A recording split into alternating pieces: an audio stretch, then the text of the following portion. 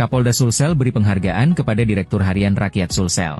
Kepala Kepolisian Daerah Sulawesi Selatan, Irjen Pol Rusdi Hartono, memberikan penghargaan kepada Direktur Harian Rakyat Sulsel, Daswar Muhammad Rewo, atas kontribusinya dalam mendukung tugas kepolisian melalui pemberitaan yang edukatif dan konstruktif. Piagam penghargaan tersebut diberikan secara resmi oleh Kapolda Sulsel sebagai bentuk apresiasi atas peran serta dan dukungan media dalam menjaga keamanan dan ketertiban masyarakat di wilayah hukum Polda Sulawesi Selatan. Penyerahan penghargaan ini berlangsung pada upacara puncak peringatan HUT Bayangkara ke-79 tahun 2025, dan menjadi momentum penting yang menegaskan sinergitas antara institusi Polri dan insan pers dalam membangun ruang informasi yang positif di tengah masyarakat. Sebagai penerima penghargaan, Daswar Muhammad Rewo menyampaikan terima kasih atas apresiasi yang diberikan, serta menegaskan komitmen medianya untuk terus bersinergi dengan aparat penegak hukum dalam mewujudkan kehidupan bermasyarakat yang aman, tertib, dan bermartabat.